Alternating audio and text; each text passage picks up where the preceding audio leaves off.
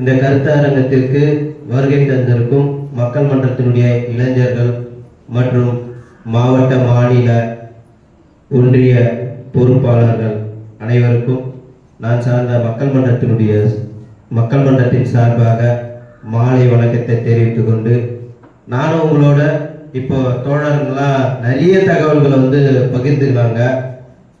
எனக்கு தெரிஞ்ச நானும் அவங்களோட சேர்ந்து பயணித்த ஒரு சில தகவல்களை உங்களோட பகிர்ந்துக்கலாம்னு நினைக்கிறேன். இப்போ தோழர் மேகலா தோழர், அக்கா ஜெஸ்ஸி அக்கா ஆகட்டும், தோழர் இனியன், தோழர் மகா தோழர், எல்லாரும் நிறைய தகவல், இது எல்லாம் நம்ம தெரிஞ்சுக்க வேண்டிய தகவல். நம்ம தெரிஞ்சுக்கிட்டு நம்மளோட நின்றுடக்கூடாது. அதை போன்று நாம் அதை போல நாமளும் அந்த தகவல்கள் படி பயணப்படணும் அப்படின்றது தான் நம்மளுடைய நோக்கமும் கூட.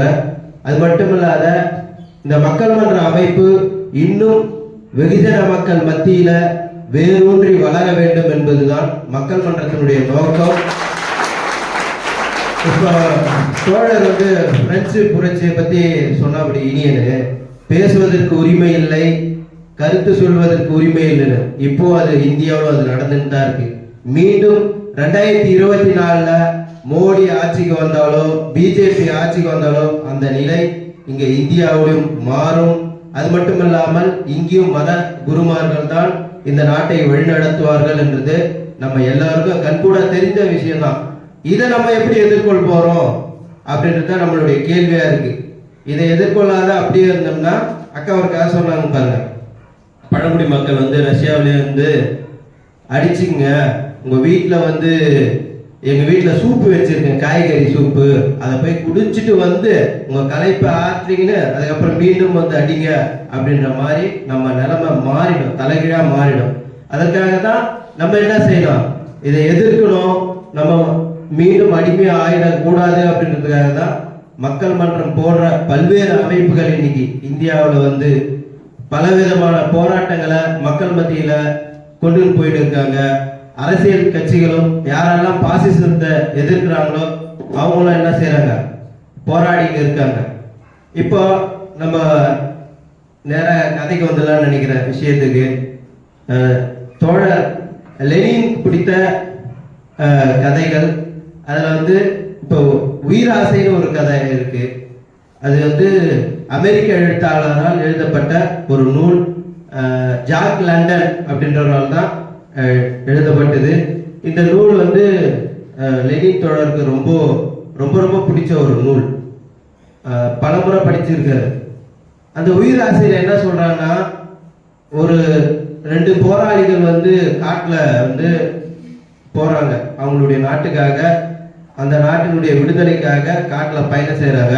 அந்த காடு எப்படிப்பட்ட காடா இருக்குன்னு பாத்தீங்கன்னா, பனி, மலை இதெல்லாம் கடந்து போனோம் ஒரு போராளினா. இப்ப மக்கள் இயக்க குழுல இருக்காங்கன்னா சாதாரணமா ரோடு வழியாவோ மக்கள் இருக்கிற பகுதியில இருக்க முடியாது. ஆனா காடுகள்ல தான் அவங்க என்ன செய்ய முடியும், அவங்க வாழ முடியும். அதே போல மன்னர் ஆட்சிக்கு எதிராக என்ன செய்யறாங்க, போராடி காடுகள்ல கடந்து 2 பேர் போறாங்க. அப்போ போகும்போது என்ன ஆகுதுன்னா, அந்த பனியினுடைய இது அதிகமா இருக்கும். அந்த பனியே பாறை மாதிரி உருகி இருக்கும். போகும்போது அந்த தோழர்களுடைய கால்லாம் பார்த்தீங்கன்னா அறுத்து கோடு கூட போட்டு அவங்களுடைய தசைகள்லாம் தேய்ச்சி போய் ரத்தம் அப்படியே சொட்டிக்கிட்டே இருக்கும். அதில் 2 பேர் போவாங்க. போற வழியில ஒரு ஆற்றை கடக்கிறோம். கடக்க போகும்போது என்ன ஆகுதுன்னா, ஒருத்தர் முன்னாடி போயிடுவார்.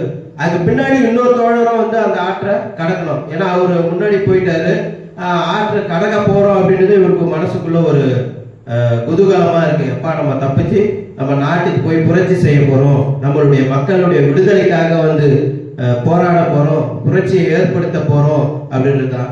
அப்ப போகும்போது என்ன ஆகுதுன்னா, இவர் போயிட்டே இருக்காரு. இவர் கால்கள்லாம் ரத்தம் அப்படியே சொட்டிக்கிட்டே போகுது. அந்த பனியில ரத்த கரைகள் படிஞ்சு போயிருக்கு. படிஞ்சு போனதும் காட்டுல ஓநாய் இருக்கும். அந்த ஓநாய்கள்லாம் என்ன பண்ணுதுன்னு பாத்தீங்கன்னா, அதுவும் பசியோட இருக்கும். இவரும் தோழர்கள் காட்டுக்கு போறாங்கன்னா சாதாரணமா போல, அவங்க துணிமணி, அதுக்கப்புறம் சாப்பிட்றதுக்கான உணவு, தண்ணீர், துப்பாக்கி இதெல்லாம் கையில் எடுத்துட்டு சுமையோடு தான் போறாங்க. போகும்போது ஒரு கட்டத்தில் அவங்களால நடக்க முடியாத சூழல தவழ்ந்து போறாங்க. இப்ப பாம்பு எப்படி ஊர்ந்து போகுது, அந்த மாதிரி வந்து போற ஒரு கட்டத்துல தான் ஒரு வயதான ஒரு ஓநாய் வந்து அங்க இருக்குது. அந்த ஓநாய் என்ன பண்ணுதுன்னா அந்த ரத்தத்தை பார்த்துட்டு அந்த ஓநாயும் பசியோட இருக்கு, இந்த தோழரும் பசியோட தான் போயிடுங்க. இவங்களுடைய பசி எப்படி ஆத்திக்கிறாருன்னா அந்த தோழர் அவர் வச்சிருந்த வந்து ஒரு தகர டப்பாவில் வந்து தண்ணியை சூடு பண்ணி குடிக்கிறது, இந்த மாதிரி குளிர்ல நைட்ல வந்து அந்த காட்டிலேயே தங்கிடுறது, அந்த மாதிரி இருந்துதான் அவர் என்ன பண்றாரு அந்த காட்டை கடந்து போறாரு. அப்ப போகும்போது ஒரு மானை பார்க்கிறார். மானை பார்க்கும்போது அவராட்ட இருந்தது கடைசியா ஒரு துப்பாக்கில ஒரு தோட்டா மட்டும்தான் இருக்கு. அந்த தோட்டாவே வந்து என்ன செய்யறாருன்னா குறிப்பாத்து வந்து அந்த மானை சொல்றாரு. அது எதிர்பாராத விதமா அந்த துப்பாக்கியோட தோட்டா வந்து அந்த மான் மீது பட மாட்டுது. அப்ப அந்த கோபத்துல என்ன செய்யறாருன்னா அந்த துப்பாக்கியை வந்து கீழே போட்டு போயிடுறாரு.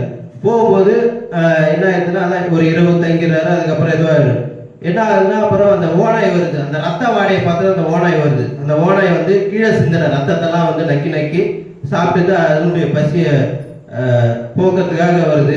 அதுக்கப்புறம் பார்த்தா தோழர் பக்கத்திலேயே வந்து அந்த காட்டுல இருக்கிற தோழர் பக்கத்திலேயே போயிட்டு அந்த ஓனாய் காத்துக்கிட்டு இருக்கு இவர் வந்து சாப்பிடணும் அப்படின்ட்டு. உடனே இவர் பார்த்து உடனே முடிச்சுக்கிறாரு. முடிச்சுக்கிட்டு இப்ப இந்த ஓனாயில இருந்தும் தப்பிக்கணும், இன்னொன்று வந்து அந்த ஆத்தையும் கடக்கணும், அதுக்கப்புறம் கடந்து போய் மக்களுடைய விடுதலைக்காகவும் போராடணும் அப்படின்றது அவர் மனசுல ஆழமா இருக்கு. அப்போ அந்த ஓநாய்க்கும் அந்த தோழருக்கும் இடையே ஒரு பெரிய சண்டை நடக்குது. சண்டை நடக்கும்போது என்ன ஆகுதுன்னா இவரும் வந்து அந்த ஓநாயை வந்து எதிர்கொள்றாரு. ஓநாயம் அவர் வந்து கட்டிச்சு கொதறணும்னு நினைக்குது. பயங்கரமான சண்டை நடக்கும்போது அதுக்கப்புறம் ஒரு கட்டத்துல தோழர் வந்து என்ன செய்யறாருன்னா கடிச்சு அந்த ஓநாயினுடைய கழுத்தை கடிச்சு ரத்தத்தை தன்னை அறியாமலே வந்து என்ன பண்றாரு உறிஞ்சிடுறாரு. ஏன்னா நான் உயிரோட போகணும், என்னுடைய மக்களுடைய விடுதலைக்காக போய் நான் என் நாட்டில் சொந்த நாட்டில் போராட வேண்டும், விடுதலை பெற்று தர வேண்டும் அப்படின்ற ஒரு தீவிர வெறியோட போறாரு. அவர் கடைசியா வந்து என்ன பண்றாரு அந்த ஓனாயிட்ட இருந்து ஜெயிச்சிடுறாரு. ஜெயிச்சு அதுக்கப்புறம் என்ன ஆகுறாரு போயிடுறாரு. போனதான் அவர் கிட்டத்தட்ட ஒரு வாரத்துக்கு அப்புறம் அவருக்கு வந்து அந்த மயக்கமே தெரியல.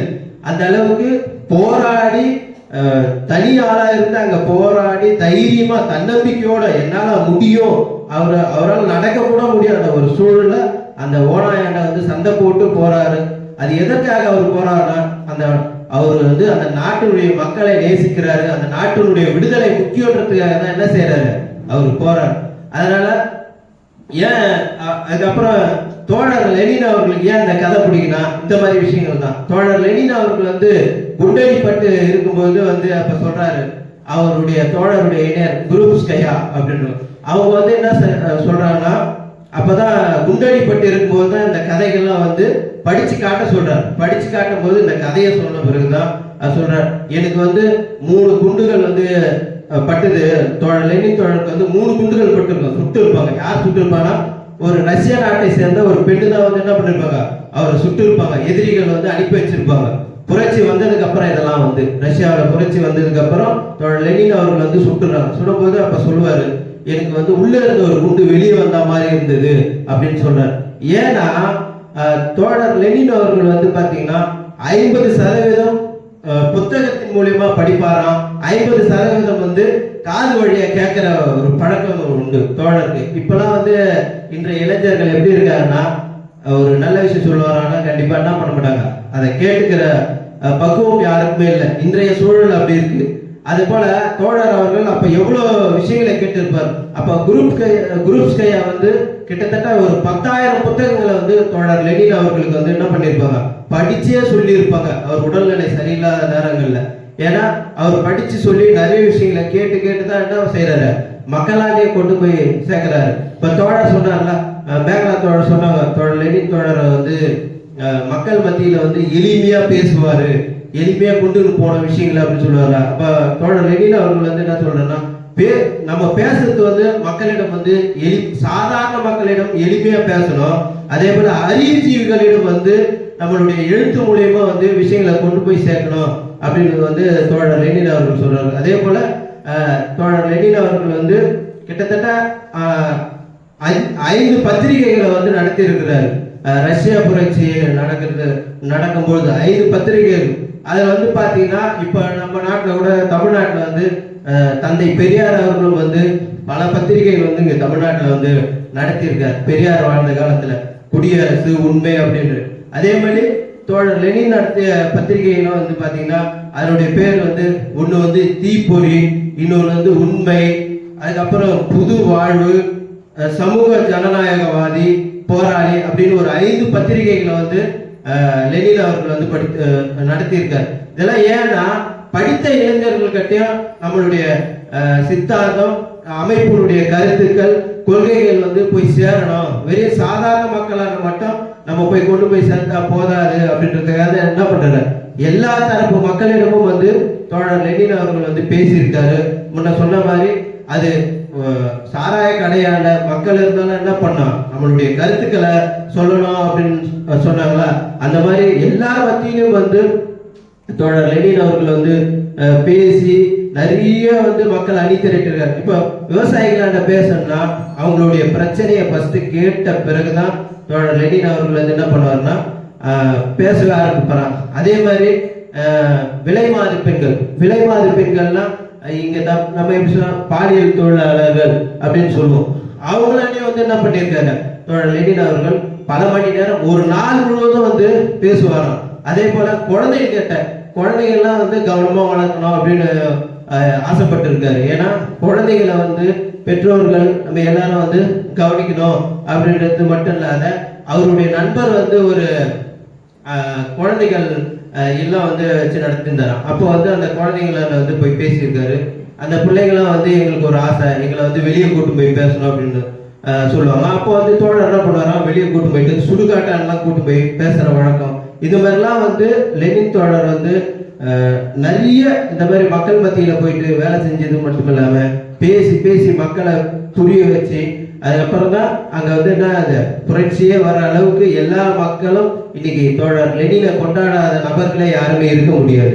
அந்த வகையில் தான் மக்கள் மன்றம் என்ன பண்றான், தோழர் லெனினுடைய கட்டுரைகளாகட்டும் அவருடைய படைப்புகளை அவருடைய நூல்களை வந்து நம்மள தொடர்ந்து வாசிக்கணும் அப்படின்றது தான். அதே போல லெனின் எப்படி இப்படி ஒரு பெரிய ஆற்றல் மிக்க ஒரு பெரிய தலைவரா வந்தான்னு பார்த்தா அவருக்கு வந்து அவங்களுடைய அம்மா தான் வந்து அவருக்கு வந்து ஒரு முன்னுதாரணம். அவங்களுடைய அம்மா வந்து அவ்வளவு சிறப்பா வந்து கதை சொல்லக்கூடியவங்க. அந்த மாதிரி அவருடைய பாடி லாங்குவேஜ் பார்த்தீங்கன்னா அப்படி ஒரு கம்பீரமா இருக்கும். அப்படி நெஞ்சு நிமித்துன்னு இப்போ நம்ம படத்துல அக்கா சொன்னால பாட்டகஸ் படத்துல பாட்டகஸ் எப்படி ஒரு கேடயத்தை கையில வச்சுன்னு வாழை வச்சுன்னு இருப்பார்ல, அந்த மாதிரி தான் சாதாரணமா தோழர் லெனின் அவர்கள் நின்று அப்படி நிற்கும் போது அப்படிதான் இருக்கும். அந்த அளவுக்கு அவருடைய உடல் தோற்றம் வந்து இருக்கும். ஆளு பார்த்தா ஆனா அப்படியே வெறப்பா இருப்பாராம். ஆனா அவர் சொல்ற செய்தி பார்த்தா அப்படி மென்மையா அப்படி மக்களுக்கு ஈஸியா போய் அப்படியே புரியுற மாதிரி தான் வந்து மக்கள் மத்தியில பேசுவாராம். அப்படிப்பட்ட ஒரு மகத்தான தோழர் தான் தோழர் லெனின் அவர்கள். அவருடைய தத்துவங்களையும் அவருடைய நூல்களையும் வந்து எங்க மக்கள் மத்தியில பேசுறதுக்கு ரொம்ப பெருமையா இருக்கு. ஏன்னா நம்மளாம் வந்து என்ன பண்ணல, யாரா அவங்க எப்படி இருப்பாருன்னு கூட நம்ம நேரடியா பார்த்தது இல்லை. நம்ம வந்து புத்தகத்தின் மூலியமா வீடியோக்களின் மூலியமா தான் நம்ம வந்து என்ன பண்ண முடியும், தெரிஞ்சுக்க முடியும். இந்த வாய்ப்பு வந்து நமக்கு வந்து மக்கள் மன்றம் ஏற்படுத்தி கொடுத்துருக்கு.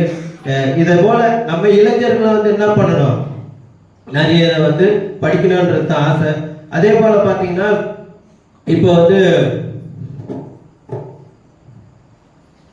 இப்போ வரி கட்டுறதுக்கு எல்லா செயல்களுக்கும் வரி அப்படின்னு வந்து ரஷ்யாவில இருந்தது. அது ரஷ்யாவில மட்டும் இல்ல, வரி எல்லாத்துக்கும் வரி அப்படின்றது நம்ம நாட்டிலேயே வந்து என்ன இருந்திருக்கு, அந்த மாதிரி கொடுமைகள் நடந்திருக்கு. உதாரணத்துக்கு பாத்தீங்கன்னா இப்போ இன்னைக்கு வந்து ஆந்திரா இருக்கு, ஆந்திரா மாநிலம். அப்போ வந்து ஒருங்கிணைந்த ஆந்திரா மாநிலமா இருந்தது. இப்போ தெலுங்கானா ஆந்திரா ரெண்டா பிரிச்சுட்டாங்க. அதுக்கு முன்னாடி கிட்டத்தட்ட நமக்கு வந்து சுதந்திரம் கிடைக்கிறதுக்கு முன்னாடியே ரஷ்யாவில் புரட்சி வந்ததுக்கு அப்புறம் இந்தியாவில் வந்து என்ன ஆகுது, இங்க வந்து கம்யூனிஸ்ட் இயக்கங்கள்லாம் வந்து தோற்ற ஆரம்பிச்சிருச்சு. அதனுடைய தொடர்ச்சியா வந்து இங்க தெலுங்கானாவில வந்து என்ன ஆயிருக்காங்கன்னா கம்யூனிஸ்ட் இயக்கங்கள் வந்து பரவ ஆரம்பிச்சதோ என்ன ஆகுதுன்னா, அந்த தெலுங்கானாவில் வந்து நல்லாகொண்டம் அப்படின்ற ஒரு மாவட்டத்துல வந்து நிசாம் மன்னர்கள் பண்ணையார்கள்லாம் வந்து இவங்கெல்லாம் வந்து ஆயிரக்கணக்கில் 10,000 வந்து மக்களுடைய நிலங்களை வந்து என்ன பண்ணியிருந்திருக்காங்க, வச்சிருந்திருக்காங்க. அந்த நிலத்துல வந்து சாதாரண நம்ம மக்கள்லாம் வந்து என்ன பண்ணா கூலி வேலை செய்யணும். கூலி வேலை செய்யறது மட்டும் இல்லாத இப்போ அக்கா சொன்னாங்களா, ஜெசி அக்கா சொன்ன மாதிரி திருமணம் செஞ்சா அங்க வரி கட்டணும், ஒரு பெண் வந்து வயதுக்கு வந்தா வரி கட்டணும். அதே போல வரி கட்டத்தோட மட்டும் நின்று போயிடாது. அங்க வந்து இப்போ ஒரு திருமணம் புதுசா நடக்குதுன்னா அந்த திருமணத்தை வந்து என்ன பண்ணனா, திருமணம் முடிஞ்ச கையோட அந்த மன்னர்கள் இருக்காங்க, நிஜாம் மன்னர்கள், பண்ணையார்கள், அவங்களோட தான் வந்து திருமணமானவரை அந்த பெண் வந்து என்ன பண்ணும், போய் அன்னைக்கு இரவை வந்து கழிக்கணும் அப்படின்றதெல்லாம் இருந்தது. இப்ப கேரளாவிலும் அதே மாதிரி இருந்தது, கேரளாவிலும் இருந்தது, அதே மாதிரி இங்கே இருந்தது. அது போல என்ன ஆகுதுன்னா, அப்போ வந்து அங்க வந்து ஒரு தோழர் வந்து ஒரு தலித் சமூகத்தை சேர்ந்த ஒரு தோழர், அவர் பேர் வந்து ராமையா, அவருடைய அப்பா வந்து வீரையா. இவங்க வந்து என்ன பண்றாங்கன்னா, அந்த ராமையான்றவர் சின்ன வயசுல இருந்தே ஒரு பெரிய பண்ணையார் வீட்டுல மாடு பார்த்துக்கிற வேலையை தான் வந்து என்ன செய்யறாரு, செஞ்சுட்டு இருக்காரு. செஞ்சுட்டு இருந்து தினம் அடி வாங்கறது, உத வாங்கறது. இப்ப சொன்ன மாதிரி அந்த பண்ணையார் வீட்டுக்கு வந்து அடிமை இருந்து எல்லாத்துக்கும் வரி கட்டுறது. இந்த மாதிரி வந்து என்ன ஆகுறாருன்னா துன்பப்படுறாரு. ஒரு கட்டத்துல அவரும் கொஞ்சம் பெரிய பையனா வளர்ந்து அவருக்கும் வந்து ஒரு பெண் மீது வந்து காதல் வருது. காதல் வந்துதான் அந்த பெண்ணை வந்து அவர் வந்து காதலிக்கிறாரு. அதே போல அந்த பெண்ணுக்கு திடீர்னு என்ன ஆகுதுன்னா ஒரு திருமணம் ஆகுது. திருமணமானதும் வந்து அந்த பெண்ணு வந்து எங்க அந்த பண்ணையார் வீட்டுக்கு போகணும் அப்படின்றத டக்குன்னு ஆகுது. இவர் வந்து அந்த பெண்ணை விட்டுட்டு என்ன பண்ணிடுறாரு, அந்த ஊரை விட்டே போயிடுறாரு. இவர் எங்க போறாருன்னா நகரத்துக்கு போறாரு. நகரத்துக்கு போயிட்டு அங்க போயிட்டு கம்யூனிஸ்ட் கட்சி சங்கம் அங்கங்க வந்து ஆரம்பிக்கிறாங்க. அந்த சங்கத்துல போய் சேர்ந்து என்ன பண்றாருன்னா பல போராட்டங்கள்ல வந்து சந்திக்கிறாரு. சிறைக்கு போறாரு. சிறைக்கு போயிட்டு என்ன செய்யறாருன்னா பல அனுபவங்களை வந்து பெற்று வர்றார். மீண்டும் வந்து அவர் அந்த கிராமத்துக்கு வரும்போது ஒரே கலவரமா இருக்கு. அந்த ஊர் முழுவதும், அந்த மாவட்டம் முழுவதும் வந்து கலவரமா இருக்கு. ஏன்னா பண்ணையார்களுடைய ஆதிக்கம் வந்து தாங்க முடியல, மன்னர்களுடைய ஆதிக்கம் வந்து தாங்க முடியாத அளவுக்கு மக்கள் எல்லாரும் மார்க்சிய லெனினிய சித்தாந்தத்தை உள்வாங்கி இயக்க வலுவா வேரூன்றி மக்கள் மத்தியில போயிட்டு என்ன பண்றாங்கன்னா போராட ஆரம்பிக்கிறாங்க. அப்பதான் வந்து இந்தியாவில் பெண்களும் வந்து ஆயுதம் ஏந்தி போராடுறாங்க. அந்த நிலைக்கு தள்ள போறாங்க. எவ்வளவு நாளைக்கு தான் இப்ப அடி வாய்க்கிட்டே இருக்கு. உதாரணத்துக்கு மேல் கதிர்பூர்ல என்ன ஆச்சு, நம்ம மக்களை பழங்குடி மக்கள்லாம் வந்து அவ்வளவு கேவலமா நினைக்குது. ஆனா இன்னைக்கு ஒரு கட்டத்துல நம்ம மக்கள் என்ன பண்ணாங்க, திருப்பி அடிச்சாங்களா இல்லையா? அதே போலதான் அவங்களும் என்ன பண்ணாங்க, திருப்பி அடிக்க ஆரம்பிச்சாங்க. அதுக்கப்புறம் நிலங்களை வந்து கைப்பற்றாங்க. கம்யூனிஸ்ட் இயக்கங்கள் வந்து நிலங்களை வந்து உழைக்கின்ற மக்களுக்கு வந்து பிரிச்சு தராங்க. பிரிச்சு தரும்போது என்ன ஆகுதுன்னா மக்கள் வந்து மகிழ்ச்சி அடைகிறாங்க. அப்போ அங்க நிலம் அவங்க வந்து போராட்டத்துல நிலத்தை பிரிச்சு தராங்க. அப்போ தோழர் ராமையா அவருடைய அப்பா வந்து கேட்கிறாரு அவங்க அப்பாவோட, எல்லாருக்கும் நிலத்தை பிரிச்சு தரீங்க, நமக்கு ஒரு கொஞ்சம் பிரிச்சு தர மாட்டீங்களா அப்படின்னு. அப்ப ராமையா தோழர் சொல்றாராம், நமக்கு கடைசியா தான்பா அப்படின்றாராம். அதுக்கப்புறம் அந்த சங்கத்தினுடைய தலைவர் வந்து கடைசியா வந்து என்ன செய்யறாரு, ராமையா அவருடைய அப்பாவுக்கும் வந்து நிலத்தை பிரிச்சு கொடுத்து அனுப்புறாரு. அப்பதான் அவங்க வந்து முதலா அந்த தலித் சமூகத்தை சேர்ந்த ராமையாவுடைய குடும்பம் விவசாய நிலத்திலேயே வந்து என்ன செய்யறாங்க, விவசாயம் செய்யற அளவுக்கு இங்க வந்து இந்தியாவிலும் அந்த மாதிரி வந்து என்ன பண்ணிருக்காங்க, மன்னர்களையும் பண்ணையார்களையும் எதிர்த்து போராடி இருக்கிறாங்க. அப்ப அவருக்கு ஒரே மகிழ்ச்சி. அதுக்கப்புறம் என்ன நடக்குதுன்னா அந்த போராட்டம் ஒரு கட்டத்துல பண்ணையார்கள்லாம் வந்து இந்த மக்களுடைய இது தாங்க முடியாத சொத்துக்கள்லாம் எடுத்து போய் எங்க மக்கள் கிட்ட விட்டுட்டு ஓடிடுறாங்க. ஓடின பிறகு இந்திய அரசு என்ன பண்ணுதுன்னா மீண்டும் தன்னுடைய இராணுவத்தை வந்து குவிச்சு அந்த மக்களை ஒடுக்கி மீண்டும் அந்த பண்ணையாருக்கு என்ன பண்றாங்க, அந்த நிலங்களை புடுங்கி கொடுக்குறாங்க. இந்த மாதிரி சூழ்நிலையும் நம்ம நாட்டுல இதெல்லாம் நடந்திருக்கு. இதை வந்து ஒரு தோழர் வந்து திரைப்படமா வந்து எடுத்திருக்காரு. அது வந்து தெலுங்கு திரைப்படம். அவர் பேர் வந்து பாத்தீங்கன்னா, அந்த திரைப்பட இயக்குனர் பேர் வந்து பாத்தீங்கன்னா கௌதம் கோஷ் அப்படின்றவர் வந்து இதை தத்ரூபமா உண்மையா வந்து இந்த படத்தை வந்து எடுத்திருக்காரு. இந்த மாதிரி ஏன் இதெல்லாம் நம்ம வந்து இப்ப சொல்றோம்னு பாத்தீங்கன்னா, நம்ம வந்து இன்னும் திருமணத்தோட சொன்ன மாதிரி நாமளும் வந்து என்ன பண்ணோம், தலை நிமிர்ந்து நிக்கணும். நம்மளும் வந்து என்ன பண்ணோம், யாருக்கும் வந்து குறைஞ்சவங்க இல்லை அப்படின்றதுக்காக தான். அதே போல இருந்த ஒரு நாள் தான் இன்னைக்கு வந்து நிறைய ராமர் கோயிலை கட்டிட்டாங்க. ராமர் கோயிலை கட்டிட்டு என்ன ஆகுதுன்னா எல்லாரையும் வந்து அழைப்பு விடுக்கிறாங்க. யாரெல்லாம் ராமர் கோயிலுக்கு வரணுமோ வரலாம் அப்படின்ட்டு பிஜேபி என்ன செய்யுது, திட்டமிட்டு ராமர் கோயிலுக்காக பத்திரிகையை போட்டு அங்க வரணும். ஏன்னா போன தேர்தலில் வந்து புல்வாமா புல்வாமா அப்படி தாக்குதல்னு ஒன்று நடத்தினாங்க திட்டமிட்டு. அது புல்வாமா தாக்குதல்லாம் பாகிஸ்தான் ராணுவ வீரர்கள் வந்து இந்திய ராணுவ முகாம் மீது வந்து குண்டு போட வந்தாங்க, இந்தியாவை அடிக்க வந்தாங்க அப்படின்னு சொல்லிட்டு போன தேர்தலில் மோடி வந்து என்ன பண்ணாரு, மீண்டும் ஆட்சியை பிடிச்சிட்டா. அப்படி அதே போல இந்த முறை ராமர் பெயரை சொல்லி இந்தியா முழுவதும் கலவரத்தை உருவாக்குறதுக்கு பயங்கர தீவிரமா வேலை செஞ்சுன்னு இருக்காங்க. இப்போ 2 நாளைக்கு முன்னாடி பாரதிதாசன் பள்ளிக்கூடத்துல வந்து அண்ணாமலை வந்து அந்த பாரதிதாசனுடைய தாளாளர் அருண்குமார் அவருடைய அப்பா அம்மா சிலையை திறக்கிறதுக்காக அண்ணாமலை வந்திருக்காரு. அண்ணாமலை வந்தது அவங்க கட்சியில உள்ளவங்க பார்த்தீங்கன்னா ஒரு 200 பேர் தான். ஒரு தமிழ்நாட்டினுடைய தலைவர் அண்ணாமலை அவர் வந்ததுக்கு 200 பேர் தான் வந்தாங்க. ஆனா இந்த தாளாளர் என்ன பண்றாங்கன்னா அந்த பள்ளிக்கூடத்துல இருக்கிற மாணவர்களுடைய பெற்றோர்களை தந்திரமா வர வச்சுட்டு இவங்க எல்லாம் பிஜேபி கட்சியை சார்ந்தவங்க வந்து பேப்பர்ல பொய்ய செய்தியை பரப்பணும். ஆனா அதை பார்க்கறவங்க நினைப்பாங்க, அப்பா பரவாயில்லப்பா, தமிழ்நாட்டில் பிஜேபி இவ்வளவு அசுர வளர்ச்சி அடைஞ்சிருக்கு அப்படின்னு மக்கள் மனசுல போய் ஈஸியா போய் சேரும். ஆனா நீ உண்மையை போய் சொன்னா யாரும் நம்ப மாட்டாங்க. இந்த பிஜேபியினுடைய வேலையே பொய் சொல்றது, கலவரம் பண்றது, கிறிஸ்துவ கோயில்களை இடிக்கிறது, தலித்துகள் வந்து மாட்டுக்கறி சாப்பிட்டா தலித்துகளை அடிக்கிறது, கருத்துக்கு யாரும் கருத்து சொல்லக்கூடாது, அந்த கருத்துக்கு எதிராக இருக்கிறது தான் இந்த பிஜேபியினுடைய வேலையா இருக்கு. மீண்டும் 2024 தேர்தல் நடந்து பிஜேபிக்கு ஆட்சி வந்தா இப்ப சொன்ன மாதிரி சொன்ன மாதிரி நம்மளால என்ன பண்ண முடியாது, எந்த கருத்தும் சொல்ல முடியாது, நமக்கு வந்து எந்த சுதந்திரமும் இருக்காதுன்றத இந்த நேரத்துல தெரிவிச்சுக்கிறேன். எனக்கு வாய்ப்பு கொடுத்த தோழர்களுக்கு நன்றியை தெரிவிச்சுக்கிறேன்.